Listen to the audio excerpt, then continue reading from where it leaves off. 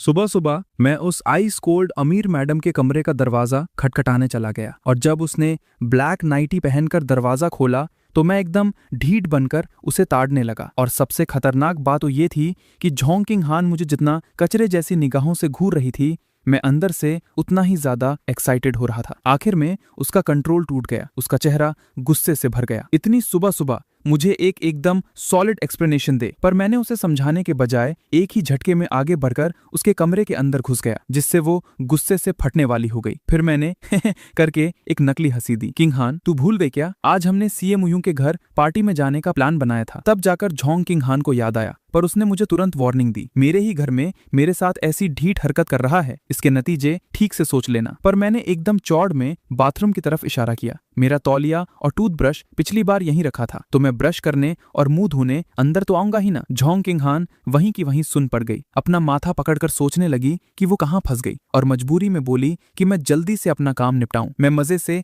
गाना गुनगुनाता हुआ बाथरूम में घुस गया और वो बेड पर बैठी अकेली गुस्से से आंखें घुमाती रह गई। पर जब झोंग किंग हान मुंह हाथ धोकर बाहर आई तो मैं वापस उसके बेड पर लेट गया था। जैसे ही वो गुस्से में फटने वाली थी, मैं बेड से स्प्रिंग की तरह उछला और कमरे से बाहर भागा। किंग हान, मैं तेरे लिए ब्रेकफास्ट बनाने जा रहा हूँ। जब मेरी आवाज उस तक पहुंची, मैं वहां से कब का गायब हो चुका था। झोंग किंग हान बस लंबी सांस लेकर खुद को समझाने लगी, ये पागल कुत्ता एक दिन ठीक से लाइन पर आ जाएगा। पर जब वो सीढ़ियों से नीचे आई तो उसने देखा कि मैं हॉल में आराम से बैठकर गेम खेल रहा था। उसका चेहरा गुस्से से काला पड़ गया। तेरा बनाया हुआ ब्रेकफास्ट कहाँ है? अभी पैन में ही बन रहा है क्या, या गेम में ही अपना पेट भरने का इरादा है? मैंने अपना फोन नीचे रखा और एकदम मासूम शक्ल बनाई। मैं तो ब्रेकफास्ट बनाने ही गया था, पर आंटी पहले से ही किचन में खाना बना रही थी, तो मैं बाहर आ गया। मेरा एक्सक्यूज इतना सॉलिड था कि झोंग किंग हान के पास बोलने को एक लफ्ज नहीं बचा। ब्रेकफास्ट करने के बाद सी मुयुन का कॉल आ गया। ये रान, कब आ रहे हो? मैंने टाइम की तरफ एक नजर डाली। हम लगभग 11 बजे के आसपास पहुंचेंगे। फोन पर सीए मुयू तुरंत कंफ्यूज हो गया। हम और कौन आ रहा है? मैं और किंग हान दोनों आ रहे हैं। किंग हान? कौन किंग हान? क्या मैं उसको जानता हूँ? मैं कुछ बोलने ही वाला था कि मेरे बगल में बैठी झोंग किंग हान ने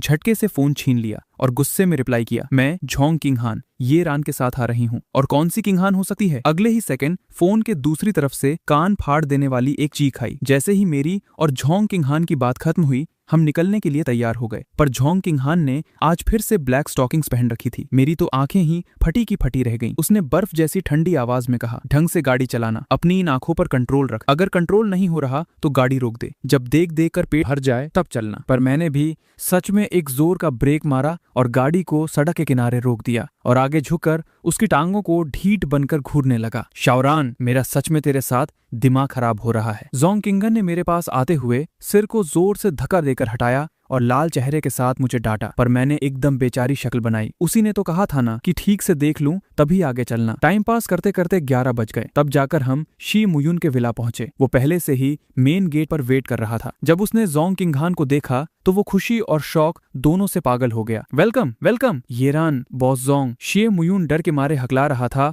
और ढंग से बोल भी नहीं पा रहा था। पर जोंग किंगन ने एकदम नॉर्मल तरीके से कहा, मुझे सिर्फ जोंग किंगन बुलाया कर, इतना डर मत। पर ठीक उसी वक्त जोंग किंगन की तेज नजरों ने सोफा पर एक अजीब सी चीज देखी जो कंबल से ढकी हुई थी और इंसान की शेप की लग रही थी। उसने क्यूरियोसिटी में आकर उस पर उंगली चुभोई। वहां से हवा निकलने जैसी फीलिंग आई। उसे एक सेकंड में समझ आ गया कि ये किस टाइप की नीच और डर्टी चीज थी। शे मुयुन का चेहरा वहीं का वहीं सफेद पड़ गया। गई भैंस पानी में, इसको छिपाना तो मैं भूल ही गया। मैंने देखा कि जोंग किंगन ने धीरे से अपना सिर घुमाया। उसके चेहरे पर एक ठंडी मुस्कान थी और वो शी मुयुन को एकदम दुश्मन जैसी नजर से घूर रही थी। वारे शे मुयुन, तो तेरे शे फैमिली का मेहमानों को ट्रीट करने का ये स्टाइल है? शुक्र है कि मैं साथ आई हूँ, वरना मेरा ये रन तेरे साथ रहकर बिगड़ जाता। मुझे क्यूरियोसिटी हो रही थी तो मैं आगे बढ़कर उस चीज को देखने ही वाला था। पर जोंग किंगन ने मुझे एकदम खतरनाक आवाज में वार्निंग दी, शाओरन, अगर तूने उस घटिया चीज को हाथ भी लगाया ना तो तेरा गेम ओवर हो जाएगा। अगले ही सेकंड शे मुयुन ने मिलिट्री ट्रेनिंग की स्पीड से दौड़ लगाई, उस डर्टी चीज को गले से लगाया और वहां से गायब हो गया। मैंने बस उस चीज का एक छोटा सा हिस्सा देखा था। वो देखने में एक खूबसूरत औरत जैसी लग रही थी। मेरे दिमाग में सबसे पहला ठरकी ख्याल यही आया कि ये कोई असली लाश है। मेरे दिल में अचानक शी मुयुन के लिए बहुत रिस्पेक्ट बढ़ गई। अमीर लोगों के शौक सच में बहुत अजीब और खतरनाक होते हैं। उसके तुरंत बाद शी मुयुन बुरी तरह शर्मिंदा होकर वापस बाहर आया। जोंग किंगन उसको ऐसी मौत की नजर से घूर रही थी। उसने गुस्से में चिल्लाकर एक्सक्यूज देना शुरू किया। घर की बेइज्जती बाहर नहीं करनी चाहिए, पर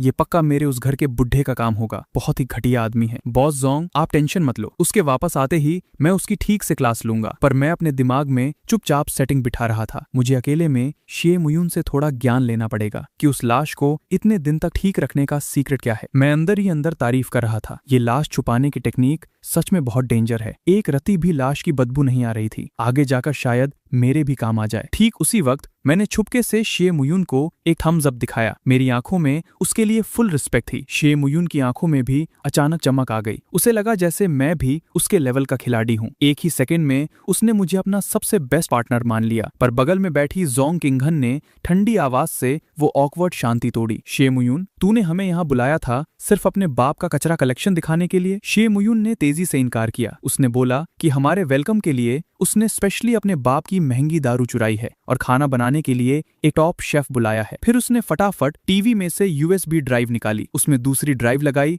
और गेम कंट्रोलर निकाल लिए। आओ आओ थोड़ी देर गेम खेलते हैं, एकदम लेटेस्ट गेम है, बहुत हार्ड है। पर मैंने खेलना शुरू किया और 2 मिनट में ही टपक गया। जोंग किंगहन की हालत और भी खराब थी। गेम शुरू होते ही उसे किसी ने 2 तलवार मारकर उड़ा दिया। टीवी स्क्रीन पर एक बड़ा सा नूब लिखकर आ गया। इस बात ने जोंग किंगहान के अंदर आग लगा दी। उसने जबरदस्ती गेम कंट्रोलर अपने हाथ में ले लिया। वो गेम में 1000 बार मरने के बाद भी खेलने पे अड़ी रही। ये कैसा कचरा गेम है, मैं दोबारा खेलूंगी। किंगहान, पीछे एक रेड डॉट है, पीछे से हमला हो रहा है। तुझे क्या लगता है मुझे पता नहीं है? वो पीछे से मुझे तीर मार रहा है। आधे घंटे तक ऐसे ही पागलपन के बाद हम लोगों ने मिलकर उस मेन बॉस को टपका ही दिया। पर शी मुयुन का बुलाया हुआ शेफ अभी तक नहीं आया था। हमने 2 बजे तक वेट किया, तब जाकर वो नवाबों की तरह धीरे धीरे अंदर आया। वो शेफ बहुत लंबा चौड़ा था, उसका चेहरा पतला और तीखा था। उसने शेफ की यूनिफॉर्म पहनी हुई थी, पर उसके सीने पर एक क्रॉस लटक रहा था। और सबसे खतरनाक बात तो ये थी कि ये वू वोंग नाम का शेफ जैसे ही अंदर घुसा, उसकी दोनों आंखें किसी भूत की तरह सिर्फ मुझे घूर रही थीं। मैंने 1 सेकंड में अपना कंट्रोलर नीचे रखा, मेरे चेहरे की मुस्कान गायब हो गई और एकदम शांति से मैंने जोंग किंगहान को अपने पीछे कर लिया। शे मुयुन कंप्लेन कर रहा था कि शेफ लेट आया और ऊपर से दूसरा आदमी भेज दिया। पर वू वोंग ने हंसते हुए एक्सक्यूज दिया कि उसके मास्टर बीमार हैं, इसलिए वो उनकी जगह पर आया है। पर उसकी बात खत्म होते ही अचानक दरवाजे की बेल फिर से बज गई। शी मुयुन ने जाकर दरवाजा खोला। दरवाजे पर एक हंसते हुए आदमी खड़ा था और उसके बगल में एकदम हॉट और कातिलाना औरत खड़ी थी। तुम लोग कौन हो बे? आज के दिन इतने अजीब लोग और अजीब चीजें क्यों आ रही हैं? वो आदमी सिर्फ हे करके हंसा और उसने घर के अंदर देखा। सॉरी डिस्टर्बेंस के लिए, हम यहाँ अपने बॉस से मिलने आए हैं। ये रन, क्या तुझसे मिलने आए हैं? शी मुयुन ने एकदम कंफ्यूज और बेवकूफ सी शक्ल बनाकर उन्हें अंदर आने दिया। पर जैसे ही वो दोनों अंदर आए, वो एक आगे और एक पीछे होकर उसके पास जाकर खड़े हो गए, उस अजीब और डरावने शेफ वू वोंग के बगल में। घर का पूरा माहौल एकदम मौत जैसा भारी और बर्फ जैसा ठंडा हो गया। मेरी आंखें वू वोंग की आंखों पर लॉक हो चुकी थीं। मैं स्टैचू की तरह खड़ा था। मिंगी ने अपने दोनों हाथ अपनी जेब में डाले हुए थे। गुई में की उस हॉट और नशीली मुस्कान के पीछे एक खौफनाक कातिलाना फीलिंग छुपी हुई थी। ठीक उसी वक्त जो जोंग किंगहान इतनी देर से शांति से गेम खेल रही थी, उसने झटके से सिर घुमाया। जब उसने गुई में की वो शक्ल देखी तो उसके चेहरे पर अचानक किसी को काटने वाली भयानक गुस्से की आग जल उठी। तुझे सच में मरना है क्या? तेरी यहाँ तक आने की हिम्मत कैसे हुई? उसकी बात अभी खत्म भी नहीं हुई थी कि अचानक जोंग किंगहान के हाथ में एक गन आ गई और उस गन का काला मुंह सीधा गुई मेई के माथे के ठीक बीच में तान दिया गया। ऐसे भयानक और टेंशन वाले टाइम पर जब एक गोली चल सकती थी। वू वोंग अचानक मेरी तरफ एक कदम आगे बढ़ा। मिंगी ने अपनी जेब में रखा हुआ हाथ अचानक से पीछे खींचा, जिसमें से एक चांदी की चमक दिखाई दी। गुई में के हाथों में पकड़ी हुई स्टील की सुई भी हमला करने के लिए एकदम रेडी थी। पर वू वांग ने सिर्फ अपने सीने पर लटके क्रॉस को हल्के से छुआ और 2 बार हल्के से हंसा। थोड़ा वेट करो मैं खाना बनाने जा रहा हूँ। ये बोलकर वो पलटा और किचन के अंदर चला गया। पर मेरे दिमाग में खतरे की घंटी किसी सायरन की तरह तेजी से बजने लगी। मैंने अचानक से आगे बढ़कर जोंग किंगहान के गन वाले हाथ को कस के पकड़ लिया और गन के मुंह को पूरी ताकत से नीचे की तरफ दबा दिया। मेरे अंदर डर की भयानक लहरें उठ रही थीं। किचन के अंदर जो आदमी गया है ना, उससे मुझे एक ऐसी मौत वाली डेंजर फीलिंग आ रही थी जो पहले कभी महसूस नहीं हुई थी। ये मेरी जिंदगी में पहली बार था जब किसी दुश्मन के सामने मुझे लग रहा था कि मेरे उसको मार पाने के चांसेस सिर्फ 70% हैं। यहाँ पर तो फाइट किसी भी कीमत पर शुरू नहीं करनी चाहिए। पर जोंग किंगहान ने इस बात का गलत मतलब निकाल लिया। उसको लगा मैं गुई में का साइड ले रहा हूँ। उसका दिमाग वहीं के वहीं फट गया। तूने मुझे रोकने की हिम्मत कैसे की? उसकी आंखें गुस्से से पूरी लाल हो चुकी थी। वो झटके से मेरा हाथ छुड़ाना चाहती थी और बिना आगे पीछे सोचे उस गन का ट्रिगर दबाना चाहती थी। ठीक उसी वक्त मैंने एक ऐसी हरकत कर दी जिसे देखकर वहां सबके जबड़े जमीन पर गिर गए। मैंने अचानक आगे बढ़कर उसके होठों को अपने होठों से लॉ कर लिया, यहाँ तक कि इसमें हल्का सा दर्द देने वाला झटका भी था। जोंग किंगहान की बॉडी करंट लगने की तरह वहीं सुन्न पड़ गई। उसने अपनी निगाहें उठाई और सीधा मेरी एकदम क्लियर और प्यार भरी आंखों में देखा। उसका पूरा दिल उसी 1 सेकंड में पिघल कर पानी हो गया। खटाक की आवाज आई। उसके हाथ से वो गन धीरे से छूटकर जमीन पर गिर गई। उसका खूबसूरत चेहरा शर्म से इतना लाल हो चुका था जैसे अभी उसमें से खून टपक पड़ेगा। बगल में खड़ा सीएम यूं तो डर के मारे अपनी जान ही निकाल चुका था। पहले गन निकालना और फिर सबके सामने इतनी सॉलिड केस, ये किस लेवल की मूवी स्क्रिप्ट चल रही है भाई। शुक्र है कि मेरा लगाया हुआ ये रिस्क काम कर गया और वहां पर मौत का वो भयानक डेडलॉक आखिरकार टूट गया। पर जैसे ही जोंग किंगहा होश में आई, उसने सबसे पहला काम मुझे गुस्से से घूरने का किया। अच्छा ठीक है स्याओरान, घर चलकर तेरी ठीक से क्लास लेती हूँ। अगले ही सेकंड उसने अपना रेडार वापस गुई में पर लॉक कर दिया। उसकी आवाज में पूरी तरह दुश्मनी भरी थी। तू यहाँ क्या करने आई है? क्या सच में तुझे अपनी जान प्यारी नहीं है? पर गुई में हंसते हुए 2 कदम आगे बढ़ी और एक बहुत बड़ा बॉम्ब फोड़ दिया। गलत मत समझना, मैं यहाँ सिर्फ अपने बॉस को गुड बाय कहने आई थी। मैं कल ही वापस आइलैंड कंट्री जा रही हूँ। मेरा पति वहाँ घर पर मेरा वेट कर रहा है। गुई में ने करके एक चालू हंसी हंसी। मिंगी चुपचाप बैठा अपनी चाय पीता रहा। वो गुई में की इन आधी सच और आधी झूठ वाली बकवास बातों का पूरी तरह आदी हो चुका था। ये सुनते ही जोंग किंगहान का गुई में के लिए गुस्सा आधे से ज्यादा गायब हो गया, यहाँ तक कि उसने हल्के से माफी भी मांग ली। पर जब उसने शांत दिमाग से सोचा कुछ तो गड़बड़ है, मेरे और उस औरत के बीच में इतना बड़ा ड्रामा हुआ और इस पूरे सीन का सबसे ज्यादा फायदा किसने उठाया? क्या ये मेरे बगल में खड़ा यही लफंगा नहीं है जिसने अकेले मजे लूट लिए? जोंग किंगहान ने झटके से अपना सिर घुमाया और उसने ठीक पकड़ा। मेरे चेहरे पर एकदम चालू और चोरों वाली हंसी थी, जैसे मैं गेम जीत गया हूँ। स्याओरान, तू क्या दांत निकाल रहा है? सीधे सीधे सच उगल। मैंने उसे एक्सप्लेन करने के बजाय अपने होठों पर हल्के से जीभ फेरी और एकदम बेवकूफों की तरह मुस्कुराते हुए उस फीलिंग को याद करने लगा। अभी थोड़ी देर पहले होंठ कितने सॉफ्ट थे ना। अफसोस कि मैं थोड़ी और देर तक किस नहीं कर पाया। मेरी बस इस एक लाइन ने जोंग किंगहान के दिमाग के सारे फ्यूज उड़ा दिए। वो शर्म से इतनी पानी पानी हुई कि उसकी गर्दन तक पूरी लाल हो चुकी थी। उसके पास अपना मुंह छुपाने के अलावा कोई चारा नहीं था, तो उसने मेरी तरफ अपनी पीठ कर ली। ये नंबरी लफंगा, इसे पक्का पता चल गया है कि मैं इसको किसी भी हाल में जान से नहीं मार सकती। ठीक उसी वक्त सेमुयुन से ये सब ड्रामा और सहा नहीं गया। वो जल्दी से पतली गली पकड़कर किचन में खाना चेक करने भाग गया। पर अगले ही सेकंड किचन के अंदर से उसकी उछल कूद करने और चिल्लाने की आवाज आई। अरे भाई मेरे, तू कैसा वेस्टर्न खाना बना रहा है? चाइनीज खाना तो तुझे बनाना आता नहीं, तो क्या तू इसमें थोड़ा सा कैवियर और नहीं डाल सकता था? 1 पीस और ला इधर। क्या बोला? तू इंसानों को बनाना जानता है? मेरी आंखों से तो ऐसा कुछ नहीं लग रहा। मैं पक्का तेरी कंप्लेन करूंगा। सेमुयुन गुस्से में फूलते हुए किचन से बाहर आया, पर उस गधे को बिल्कुल आइडिया नहीं था कि उसने अभी अभी मौत के दरवाजे पर कितनी बार आगे पीछे डांस किया है। मिंगी और गुई में हंसी दबाते हुए उसे देख रहे थे। उनकी आंखों में सेमुयुन के लिए फुल तारीफ थी। भाई का जिगरा सच में डेंजर है। वो आदमी वू वांग है जो इस जनरेशन का नया व्हाइट रीपर बनने ही वाला था। एक ऐसा दानव जो इंसानों को बिना हड्डी छोड़े निगल जाता है। 40 मिनट बाद वू वांग किचन से बाहर निकल कर आया। उसने एकदम जेंटलमैन स्टाइल में थोड़ा सा झुककर रिस्पेक्ट दी। खाना रेडी है, आप लोग प्लीज टेबल पर आइए। उसने स्पेशली घर की बाई की तरफ इशारा करके एक और बात ऐड की। इन मैडम ने आज जो भी इंग्रेडिएंट्स खरीदे थे वो बहुत प्रीमियम थे। सबके सब एकदम हाई क्वालिटी मीट थे। ये बात सुनते ही मिंगी का चेहरा डर से एकदम सफेद पड़ गया, क्योंकि वो उस इंसिडेंट को पूरी जिंदगी नहीं भूल सकता था जब सालों पहले उसने वू वांग के उस चर्च में अपनी निगाहों से उस पागल को मीट ग्राइंडर के सामने बैठकर किसी इंसान का मीट बनाते देखा था। जब सब टेबल पर बैठ गए तो वू वांग ने भी अपना एप्रन खोल दिया और एकदम हक से हमारे साथ टेबल पर बैठ गया, जैसे वो भी हमारे साथ खाना खाने वाला हो। ये देखकर सेमुयुन का गुस्सा आसमान फाड़ कर बाहर आ गया। उसने जोर से टेबल पर हाथ मारा और खड़ा हो गया। उसने सीधा वू वांग की नाक पर उंगली तानी और गालियां देना शुरू कर दिया। ओए भाई, तेरी हिम्मत और औकात कैसे हुई? मैंने इतनी मोटी रकम देकर तुझे खाना बनाने बुलाया है। ये ठेका नहीं लिया था कि मैं तेरा पेट भी भरूंगा। ये सब यहाँ मेरे खास मेहमान हैं। तू किस हक से इनके साथ बैठ रहा है बे? मैं अभी के अभी तेरी रिपोर्ट करता हूँ। सेमुयुन ने अपना फोन निकाला और उसकी कंप्लेन करने वाला था और मुंह से लगातार बकवास किए जा रहा था। अब तू अपना एंड टाइम वेट कर। उस ढक्कन से ये बात हजम नहीं हो रही थी। सिर्फ वेस्टर्न खाना बनाना आता है और यहाँ मुफ्त की रोटी तोड़ने बैठ गया। एक नंबर का घटिया आदमी है। अब वू वांग के हाथों में पकड़ी हुई छुरी और कांटे की पकड़ इतनी टाइट हो गई कि उसकी नसें फटने को तैयार थीं। उसने अपनी बर्फ जैसी ठंडी निगाहों से मुझे घूरा। अगर आज इस रूम में मैं प्रेजेंट नहीं होता और ऑर्गेनाइजेशन के स्ट्रिक्ट रूल्स नहीं होते तो ये सेमुयुन कब का ठंडा पड़ चुका होता। जिस सेकंड वू वांग की सहन शक्ति खत्म होने वाली थी और वो फटने ही वाला था, मैंने अचानक टॉपिक काटा। सेमुयुन, जाने दे यार इस बात को। सब लोग एक साथ मिलकर खाएंगे तो थोड़ा माहौल अच्छा बनेगा। क्यों, ठीक है ना? मेरी बस इतनी सी बात सुनकर सेमुयुन ने अपना फोन नीचे रख दिया, पर फिर भी वो फुल एटीट्यूड में वू वांग को घूर रहा था। ठीक है, अब जब ये रन ने तेरे लिए सिफारिश कर ही दी है तो मैं तुझे यहाँ बैठने की इजाजत दे देता हूँ। पर भाई मेरी एक बात सुन ले, तेरे अंदर तमीज और मैनर्स नाम की कोई चीज नहीं है। ऐसे ही चलता रहा ना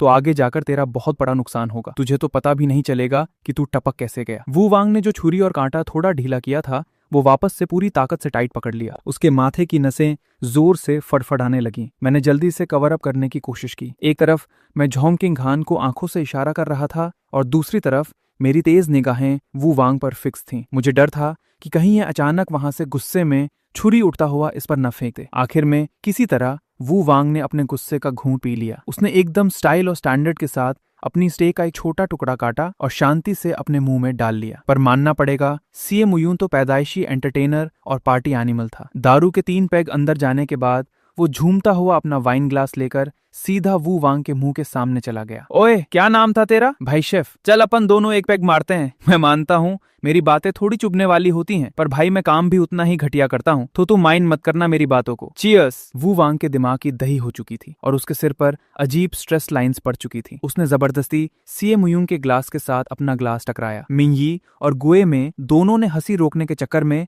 अपना सिर टेबल के नीचे छुपा लिया था। उनके कंधे हंसी के मारे वॉशिंग मशीन की तरह वाइब्रेट कर रहे थे। दारू ने अब अपना असर दिखाना शुरू कर दिया था। सी मुयूंग की जुबान लड़खड़ाने लगी थी और वो मुझे अपने दिल का दुखड़ा सुनाने लगा। ये रान भाई, मैं बोलूंगा तो तू शायद यकीन नहीं करेगा। मैं भले ही अमीर ज्यादा हूँ, पर कॉलेज में ना वो लोग मुझसे बिल्कुल रिस्पेक्ट से बात नहीं करते, क्योंकि हमारी सीए फैमिली के पास सिर्फ पैसा है, पावर नाम की कोई चीज नहीं है। मेरा वो लालची बाप तो सिर्फ पैसे के पीछे अंधा होकर भागता है। उन बड़े पावरफुल और लीडर्स के बेटों के सामने मेरी औकात एक कौड़ी की भी नहीं है। इसलिए पता है मेरा असली सपना क्या है? मुझे लीडर बनना है, बहुत बड़ा पावर वाला ऑफिसर। और जब मेरे हाथ में पावर आएगी ना, तो जिन लोगों ने मेरी बेइज्जती की है उन सबको मैं जेल की हवा खिला दूंगा। मैं उसकी अजीब लॉजिक वाली बातें सुनकर गहरी सोच में पड़ गया। भाई का ये सपना थोड़ा अजीब ट्रैक पर नहीं चल रहा। ठीक उसी वक्त जोंग किंग हान ने अकड़ से एक ठंडी सांस छोड़ी। बड़ा नेता बनना है? तेरी निगाहों में बड़ा नेता कहाँ तक जाता है? उसकी ये बात पूरी भी नहीं हुई थी कि सीए मुयून सीधा अपना सिर टेबल पर पटकते हुए गिर गया और पूरी तरह से बेहोश होकर लुढ़क गया। मैंने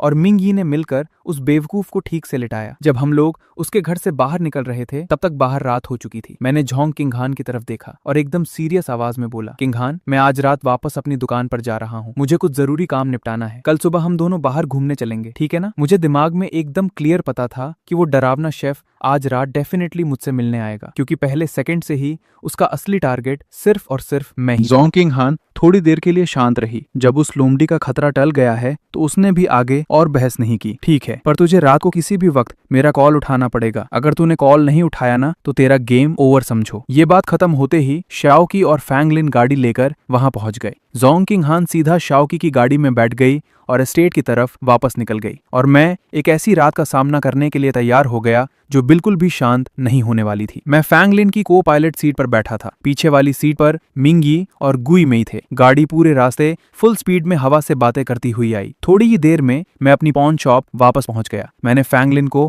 पहले वहां से जाने के लिए कह दिया, पर जैसे ही मैंने दरवाजे के अंदर कदम रखा मैं वहीं का वहीं स्टैचू बन गया। दुकान में चूली के अलावा एक लंबा चौड़ा आदमी भी वहां मौजूद था। वो आराम से छोटे छोटे घूंट लेकर चाय पी रहा था। टेबल पर रखी एक छुरी मौत की तरह चमक रही थी। ये वही शेफ वू वान था जो थोड़ी देर पहले सीए फैमिली के घर में था। उसने अपना चाय का कप नीचे रखा और हंसते हुए मेरी तरफ देखने लगा। तुम लोग गाड़ी में आते हो पर मेरी छलांग मारकर आने की स्पीड से तेज नहीं हो। गुई में ने वहीं पर मजाक उड़ाते हुए ठंडी हंसी हंसी। नया जमाना आ गया है और तू अभी भी इधर उधर कूद रहा है, एकदम बंदर की तरह। वू वांग ने इस बेइज्जती पर बस एक हंसी दी और इग्नोर कर दिया। उसका गुस्सा इतना कंट्रोल में था कि यकीन नहीं होता। पर ठीक उसी वक्त मिंग यी एक कदम आगे आया और वू वांग की तरफ इशारा करते हुए उसने एक भयानक राज खोल दिया। इसका नाम वू वांग है। एक वक्त पर पुराने बॉस इसे आपकी कुर्सी पर बिठाना चाहते थे, पर इसको इंसानों की तरह बिहेव करना बिल्कुल नहीं आता था। इसका नेचर बहुत घटिया है। ये बात सुनते ही वू वांग के चेहरे की हंसी एक सेकंड में गायब हो गई और उसने ठंडी आवाज में धमकी दी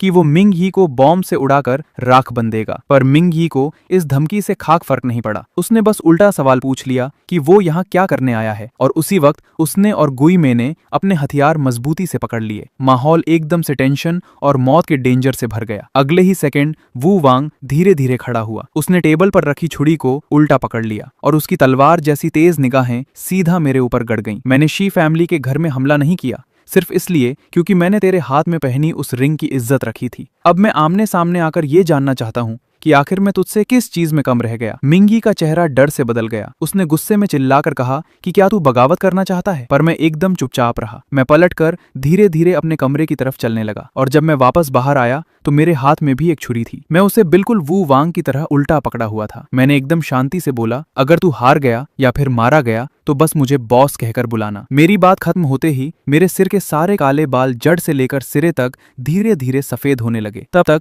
जब तक पूरे बाल चांदी की तरह चमकने न लगे। ये रूप देखकर वू वांग पागलों की तरह हंसने लगा।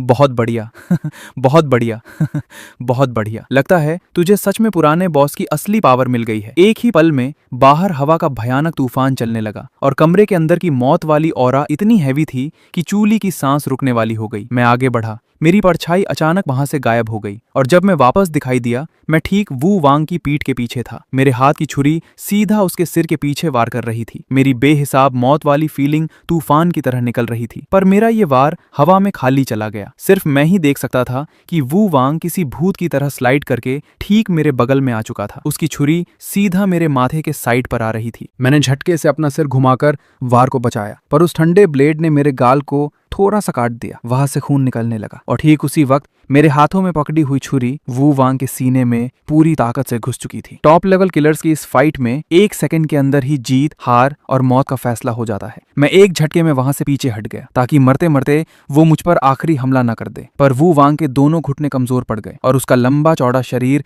जमीन पर गिरकर घुटनों के बल आ गया। उसके मुंह से खून के फव्वारे निकल रहे थे, पर उसने रोते हुए हंसकर मुझसे कहा, मास्टर, बॉस, मैं हार मानता हूँ। मैंने अपनी छुरी पर लगा हुआ खून साफ किया और एकदम शांत आवाज में बोला, बुढ़ा हमेशा कहता था जब अपनी जान बचाकर भाग रहे हो तो सामने वाले की जान लेने के बारे में सोचो, और जब सामने वाले की जान लेने जाओ तो वहां से अपनी जान बचाकर भागने का रास्ता भी सोचो। ये सुनकर वू वांग थोड़ा सा सुन्न पड़ गया और फिर वो जोर जोर से हंसने लगा। ऐसा लग रहा था जैसे वो अपनी पूरी जिंदगी में कभी इतना खुश नहीं हुआ हो। पर अगले ही सेकंड गुई मेई आगे आई और उसने उसके चेहरे पर ठीक से एक लात दे मारी। दांत क्यों निकाल रहा है बे? ऐसी बुरी हालत करवा ली अपनी, और अब जान बचाने के लिए मेरे ही पास आना पड़ेगा ना? ये बोलते हुए उसने अपनी स्टील की नीडल निकाली और वू वांग के प्रेशर पॉइंट्स में घुसा दी। वू वांग के मुंह से खून निकल रहा था, पर वो अभी भी ढीठ बनकर बोला, अगर तू यहाँ नहीं होती तो मेरा बाप भी यहाँ आने की हिम्मत नहीं करता। गुई में ने मेरी तरफ देखा और शिकायत करने लगी, बॉस, आप अभी भी बहुत नरम दिल हो। आपको सीधा इसके दिल में छुरी घुसानी चाहिए थी, या फिर सीधा दिमाग में। मैं बस हल्का सा हंस दिया। ठीक उसी वक्त चूली आगे आई और उसने मेरे गाल के जख्म को साफ करने के लिए एक तौलिया दिया। पर जैसे ही मैंने वो तौलिया लिया और अपने गाल का खून साफ किया, मैं अचानक से एक अजीब सी आवाज में चिल्ला उठा, अरे बाप रे, मेरे चेहरे पर निशान तो नहीं पड़ जाएगा? नहीं भाई, ऐसा मत करो। मैंने अपने गाल से लेकर होठ के किनारे तक आए उस कट को देखा और वहीं भूत की तरह रोने और चिल्लाने लगा, मां मेरी, अब ऐसी शक्ल लेकर मैं अपनी किंग हान को मुंह कैसे दिखाऊंगा? वू वांग, तू नरक में जाएगा बेवकूफ। पूरी पॉन शॉप में मेरी रोने वाली आवाजें गूंज रही थीं। जमीन पर आधी मौत के हाल में पड़ा वू वांग भी ये देखकर हैंग हो गया। उसने सपने में भी नहीं सोचा था कि बिना पल के झपकाए लोगों की गर्दन उड़ा देने वाला मैं अपनी लुक्स की इतनी परवाह करूंगा। आखिरकार गुई में से मेरा रोना सहा नहीं गया और उसने चिढ़ते हुए डांट लगाई, बॉस, अपना मुंह बंद रखोगे? मेरे पास एक मस्त ऑइंटमेंट है, 100% गारंटी, निशान नहीं बचेगा। मैं ये सुनते ही एकदम गोल गोल घूमने लगा और उसके वू वांग का इलाज पूरा होने से पहले ही उसे प्रेशराइज करने लगा। जल्दी से वो ऑइंटमेंट इधर दे। गुई में यार, जल्दी लाना वो दवा, मेरे जख्म का खून सूखने लगा है, मुझे डर है बाद में दवा काम ना करे। गुई में ने अपनी आंखें घुमाते हुए द एक्सप्रेशन दिया, अरे मेरे महान बॉस, अगर खून सूख गया है तो चाकू से नया कट लगा लेना। ठीक उसी वक्त मिंगी चलकर वू वांग के पास आया और उकुरू बैठ गया। ना सिर्फ उसने बुरी तरह उसे ताने मारे, बल्कि अपनी सिगरेट की राख भी सीधा उसके सिर पर झाड़ी। बहुत पहले से मुझे तेरी शक्ल से प्रॉब्लम थी बेवकूफ। इसी को कहते हैं शेर को सवा शेर मिलना। वू वांग अंदर ही अंदर गुस्से से आग बबूला हो रहा था और गालियां बक रहा था। मेरी इस हार में भी एक शान और इज्जत है ढक्कन। तेरी औकात है तो तू भी एक बार व्हाइट रीपर से भिड़कर देख। दवा हाथ में आते ही मैं अपने कमरे में रॉकेट की तरह भागा। आईने के सामने खड़ा होकर मैंने बहुत ही ध्यान से उस ऑइंटमेंट को अपने कट पर लगाया और अंदर ही अंदर पागलों की तरह प्रे करने लगा, बुढ़े भगवान के लिए बचा ले, मेरी हीरो वाली शक्ल बेकार नहीं होनी चाहिए। जोंग किंगहान को पटाने के लिए यही आखिरी हथियार बचा है मेरा। जैसे ही मेरा दिल थोड़ा शांत हुआ और मैं रिलैक्स हुआ, जोंग किंगहान का कॉल आ गया। कॉल उठाते ही वहां से उसकी भड़की हुई और गुस्से वाली आवाज आई, शाओरान, टाइम क्या हो रहा है बेवकूफ? मैंने कहा था ना मेरा फोन आने का वेट करना, तो तू सच में किसी गधे की तरह बस वेट ही कर रहा है? तुझे खुद से कॉल लगाना नहीं आता क्या? मैं बेड पर उल्टा लेटा हुआ था अपने गाल के जख्म की वजह से। मेरा चेहरा एकदम पत्थर जैसा टाइट और फेक हो चुका था। मैं बस उसको फंसाने के लिए मीठी मीठी बातें कर रहा था। जोंग किंगहान का गुस्सा अभी ठंडा ही हुआ था कि अचानक उसने शक के साथ मुझसे पूछ लिया, तू ठीक तो है ना? तेरे बोलने का तरीका थोड़ा अजीब क्यों लग रहा है? ऐसा लग रहा है जैसे तू लगातार अपने दांत पीस रहा हो और दर्द छिपा रहा हो। ये सुनकर मेरे दिल की धड़कन तेज हो गई। मेरी औकात नहीं थी कि मैं उसे सीधा जवाब दूं। इसके बजाय मैंने चेकिंग करने के लिए उल्टा सवाल पूछ लिया। अरे किंगहान, मैं तुझसे एक बात पूछता हूँ। मान ले अगर मेरे चेहरे पर अचानक एक बड़ा सा निशान आ जाए तो तुझे कैसा लगेगा? मेरा दिल अंदर ही अंदर ड्रम की तरह बजने लगा। पर जोंग किंगहान सिर्फ कुछ सेकंड्स के लिए शांत रही और उसने सीधा तीर की तरह निशाने पर वार किया। शाओरान, क्या हुआ तुझे? क्या तेरी शक्ल खराब हो गई? मैं वहीं का वहीं सुन्न पड़ गया। ये क्या सीन है भाई साहब? क्या मैंने अपने डर को ठीक से कवर नहीं किया? अगले ही सेकंड फोन के दूसरी तरफ से उसकी किसी के दुख में हंसने वाली शैतानी आवाज आई। शाओरान, अगर तेरा चेहरा खराब हो गया है ना तो तू पक्का मौत जैसा बुरा दिखेगा। पहले से ही तू कौन सा बड़ा हीरो लगता था। जल्दी जल्दी वीडियो कॉल उठा, मुझे देखना है तू कैसा लग रहा है। ये बोलकर उस पागल ने सीधा कॉल ही काट दिया। मेरा तो डर के मारे रंग ही उड़ गया। मेरी अभी जो फटी और डरावनी शक्ल थी, मैं किसी भी हालत में उसे ये नहीं दिखा सकता था, खास करके अपने ये चांदी जैसे सफेद बाल। पर जोंग किंगहान ने वीडियो कॉल लगा दिया था। कॉल की कंटिन्यूस रिंगटोन मेरे कानों में ब्लास्ट हो रही थी। मेरा दिमाग बिजली की स्पीड से कोई एक्सक्यूज ढूंढ रहा था। आखिर में मैंने दांत पीस कर दिल बड़ा किया और कॉल एक्सेप्ट करने का बटन दबा दिया। वीडियो स्क्रीन पर जोंग किंगहान अपने बेड पर बैठी हुई थी। उसकी नाइटी से उसके खूबसूरत कंधे झलक रहे थे। वो लगातार इम्पेशेंटली बोल रही थी, शाओरान, तू क्या फितूर कर रहा है? कैमरा पे हाथ क्यों रखा है? जल्दी से अपना चेहरा दिखा मुझे। मैंने एक बार में डिसाइड किया, जो होगा देखा जाएगा, मौत तो आनी ही है। और झटके से अपना चेहरा कैमरा के ठीक आगे ला दिया। जोंग किंगहान के मुंह से पहले एक डर वाली चीख निकली और उसके बाद वहां सिर्फ भारी सन्नाटा छा गया। मेरे वो अजीब सफेद बाल और मेरे गाल के चीक बोन से लेकर होठ के किनारे तक लंबा गहरा जख्म जिस पर खून सूकर पपड़ी बन गया था। मैंने बस अपना चेहरा उस कैमरा के ठीक सामने रख दिया था ताकि वो क्लियरली पूरी बेइज्जती देख सके। एक लंबी शांति के बाद जोंग किंगहान की आवाज वापस आई, पर इस बार उसकी आवाज टेंशन और भयानक गुस्से से भरी थी। शाओरान, ये सब क्या है? तेरे चेहरे पर ये जख्म कैसे आया? और तेरे इन बालों का क्या ड्रामा है? जल्दी सच बता। मैंने देखा कि उसकी आंखों में वो खून जैसा लाल मौत वाला डेंजर चमक रहा था। तब जाकर मुझे एहसास हुआ कि सिचुएशन आउट ऑफ कंट्रोल जा चुकी है। ऐसी फटी हुई हालत में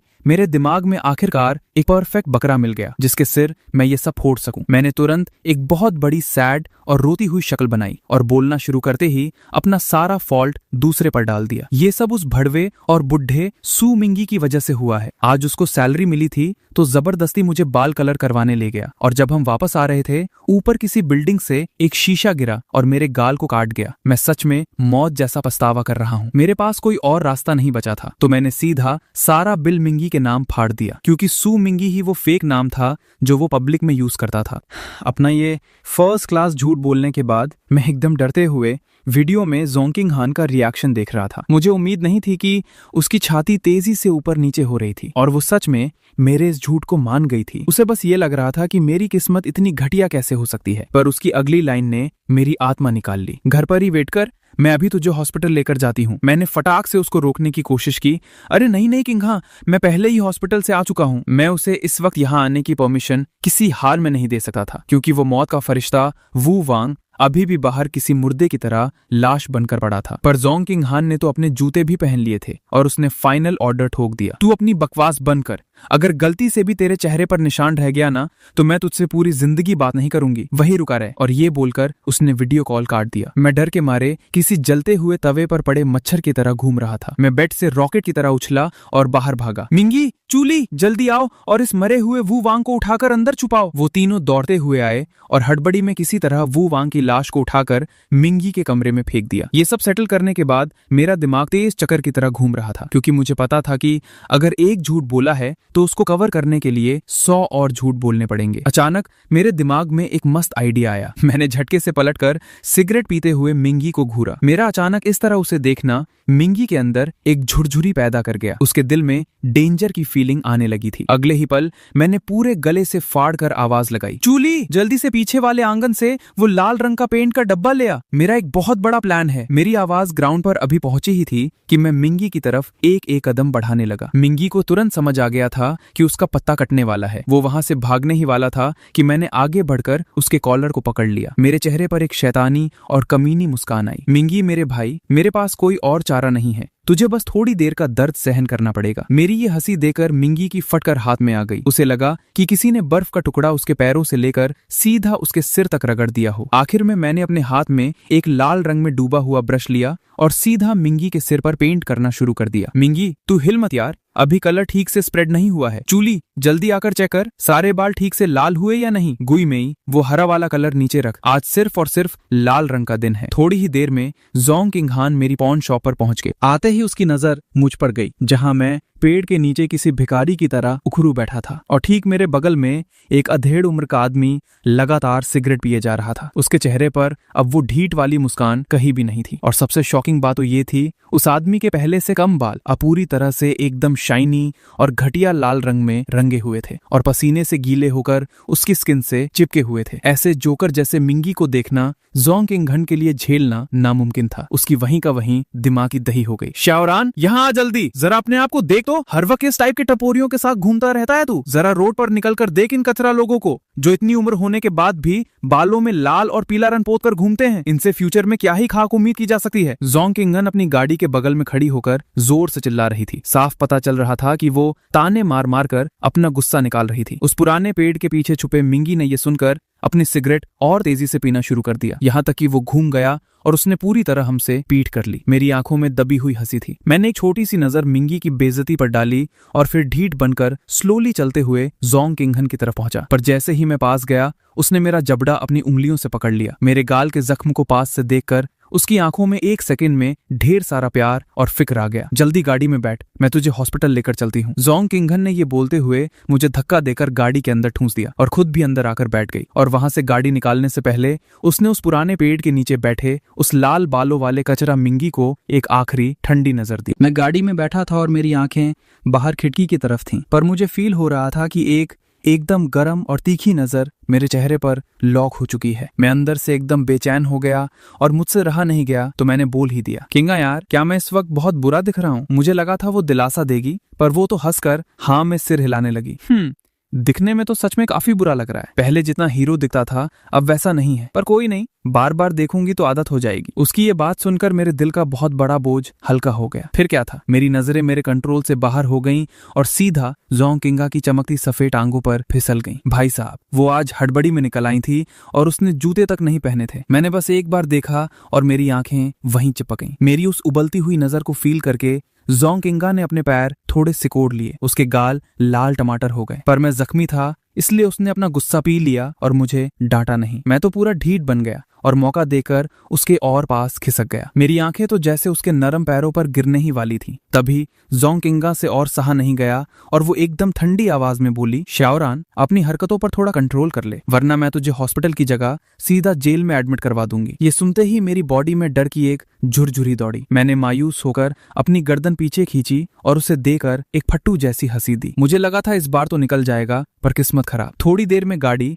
तियानहाई सिटी के सबसे बड़े हॉस्पिटल पहुंची। जोंग किंगा मुझे सीधा एक ऑफिस में ले गई जहां एक डॉक्टर पहले से वेट कर रहा था। उसने मुझे बताया कि ये शहर का सबसे बड़ा सर्जन है, ये बांग्शा। वो बेचारा छुट्टी पर था, पर मैडम ने उसे जबरदस्ती बुलवाया था। साफ दिख रहा था कि वो मेरे चेहरे के जख्म को लेकर बहुत ज्यादा टेंशन में है। मैंने उस ये बांग्शा नाम के डॉक्टर को देखा। उसके बाल थोड़े सफेद हो चुके थे। जोंग किंगा को देखते ही वो तुरंत खड़ा हो गया, पर जैसे ही उसने अपना मुंह खोला मेरी हंसी छूटने ही वाली थी। जोंग बॉस, आप आ गई? मैडम ने अपनी भौहें सिकोड़ी। ये डॉक्टर काम में तो टॉप था, पर बोलने में एकदम ढक्कन। उसने सीधा ऑर्डर दिया, इसे चेक करो, सबसे महंगी दवा लगाओ, पर निशान नहीं रहना चाहिए। ये बांग्शा मेरे पास आया और मेरा चेहरा पकड़कर ध्यान से देखने लगा। अचानक वो रुक कर बोला, जोंग बॉस, अच्छा हुआ आप जल्दी आ गई, वरना तो। ये सुनकर जोंग किंगा से बैठा नहीं गया, वो तुरंत खड़ी हो गई। क्या ये बहुत सीरियस है? क्या इसका चेहरा पहले जैसा ठीक हो पाएगा? तब उस डॉक्टर ने बहुत देर बाद आखिरी शब्द निकाला, वरना तो ये जख्म खुद ही भर गया होता। मैडम की आंखें फटी की फटी रह गईं। वो गुस्से में वापस कुर्सी पर बैठ गई। बकवास बंद करो और आगे चेक करो, उसने ठंडा होकर कहा। डॉक्टर मेरी शक्ल देखकर हैरान हो रहा था। अजीब बात है, मैंने इतने सालों से डॉक्टर्स वाला काम किया है,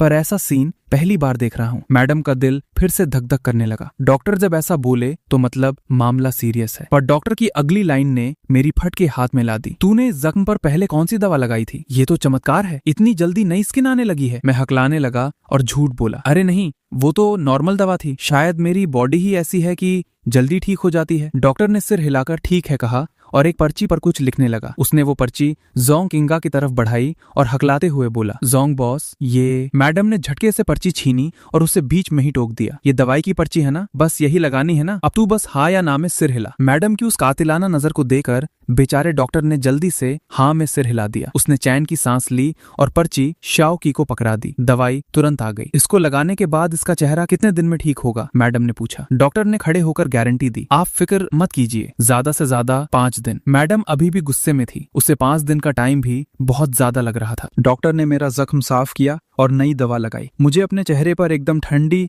और सुकून वाली फीलिंग आई। घुई मेई वाली दवा तो साली बहुत दर्द देती थी, ये उससे 1000 गुना बढ़िया थी। काम खत्म होते ही मैडम मुझे लेकर वहां से भाग निकली। गाड़ी में मैंने अपना गाल छूने की कोशिश की पर उसने तुरंत डांट दिया, हाथ मत लगा, तेरे हाथ गंदे हैं, कहीं इन्फेक्शन ना हो जाए। मेरा दिल अंदर ही अंदर गार्डन गार्डन हो गया। मैं उसे देखकर पागलों की तरह हंसने लगा। क्या दांत निकाल रहा है बेवकूफ, मैडम ने शर्मा कर अपना सिर झुका लिया और धीरे से बड़बड़ाई। गाड़ी सीधा झोंग स्टेट पहुंची। उसका मुझे वापस भेजने का कोई इरादा नहीं था। मैंने सोचा जख्मी होने का नाटक करके उसके कमरे में घुस जाऊंगा, पर उसने उल्टा मुझे एक बड़ा सा ठरकी होने का टैग दे दिया। कल वीकेंड है, मैं तुझे बाहर घुमाने ले जाऊंगी, मेरे इस एहसान के लिए तैयार रहना। ये बोलकर उसने फट से दरवाजा मेरे मुंह पर बंद कर दिया। मैंने दरवाजे के बाहर से चौड़ में आकर कहा, किंगा तू मुझसे डर रही है क्या? देख लेना, मैं रात को खिड़की से अंदर आ जाऊंगा। मेरी बात खत्म भी नहीं हुई थी कि मुझे अंदर से खिड़की बंद होने की आवाज आई और फिर पूरे स्टेट में उसकी जोर से चिल्लाने की आवाज गूंजी, सब लोग कान खोलकर सुन लो, आज रात अगर कोई भी चोरों की तरह खिड़की से घुसता हुआ दिखे तो सीधा गोली मार देना। अगले ही पल मेरे फोन पर उसका मैसेज आया, सुना ना ठरकी शाओरान, अगर अपनी जान प्यारी है तो ट्राई करके देख ले। मेरे पास और कोई रास्ता नहीं था। मैं रोने वाली शक्ल बनाकर अपने कमरे में चला गया, पर थोड़ी देर में मैं फिर से खुश हो गया और कल की डेट के सपने देखने लगा। अगली सुबह मैं बहुत जल्दी उठ गया और सीधा उसके कमरे के दरवाजे पर पहुंचा। शाओरान, तू जानबूझकर कर रहा है ना? अभी सिर्फ सुबह के 7 बजे हैं, मेरा दिल कर रहा है तुझे पीट दूं। उसने झटके से दरवाजा खोला। वो नींद से उठी थी तो बहुत गुस्से में थी। उसने मेरे पैर पर जोर से लात मारी, पर मैंने दर्द का नाटक नहीं किया, बल्कि मैं तो और मजा लेने लगा। मैडम मेरा वो मजे वाला चेहरा देखकर समझ गई कि मैं फिर से ठड़कपंती कर रहा हूँ। उसने गुस्से में दरवाजा बंद कर दिया। मैंने बड़े मजे से दरवाजा खटखटाना शुरू किया और बक बक करने लगा, किंगा दरवाजा खोलना, मुझे नींद नहीं आ रही, मैं बोर हो रहा हूँ, मुझे भूख लगी है, मेरे पास पहनने को कपड़े नहीं है, यहाँ तक कि अंडरवेयर भी। आखिर में वो पागल हो गई और उसने दरवाजा खोलकर मुझे अंदर खींच लिया। अबे चुप कर जा, तुझे अंदर ही आना था ना, ले आ गया, दिमाग की दही कर दी तूने। उसने मुझे कमरे में बंद किया और खुद वापस कंबल में घुस गई ताकि थोड़ी देर और सो सके। पर मेरे अंदर आते ही कमरे में एकदम शांति छा गई। मैडम को अजीब लगा तो उसने आंख खोलकर देखा। मैंने देखा कि मैं उसके सोफा पर लेटा हुआ था। मेरी आंखें बंद थी और मैं सोने की एक्टिंग कर रहा था। मैडम ने मेरे वो बिखरे हुए सफेद बाल देखे और उसे लगा कि मैं एकदम मासूम पालतू कुत्ते जैसा हूँ। उसने सोचा मैं सच में सिर्फ यहाँ सोने आया हूँ, पर उसे क्या पता था। जैसे ही उसकी सांसें नॉर्मल हुई और वो गहरी नींद में सो गई, मैं सोफा से झटके से उठा। मेरे चेहरे पर एक अमीनी मुस्कान थी। मैं दबे पांव उसके बेड के पास पहुंचा। अब एक खतरनाक कांड शुरू होने वाला था। मैं नीचे झुका और पहले उसके गाल पर एक हल्की सी किस की, पर भाई इतने से मेरा पेट कहाँ भरने वाला था। मेरी नजरें उसके होठों पर जाकर अटक गईं। मैंने अपना थूक निगला और दिमाग में बोला, बस एक बार। पर जैसे ही हमारे होंठ मिले, मुझे समझ आ गया कि मैंने अपनी विल पावर को कुछ ज्यादा ही बड़ा समझ लिया था। मेरी सांसें भारी होने लगी और मेरा हटने का मन ही नहीं कर रहा था। ठीक उसी वक्त झोंग किंगहान ने नींद में कुछ बड़बड़ाया। मैं डर के मारे 1 सेकंड में पीछे हट गया, जैसे मैंने कोई चोरी की हो। शाओरान, उल्टा सीधा काम मत करना। उसकी ये नींद वाली आवाज सुनकर मैं एकदम सुन पड़ गया। मैंने उसे सोते हुए देखा और मुझे खुद पर ही गुस्सा आने लगा। नहीं, मैंने खुद को समझाया, जब तक झोंग किंगहान होश में रहकर खुद हाँ नहीं बोलती, तब तक मैं ऐसा कुछ नहीं करूंगा।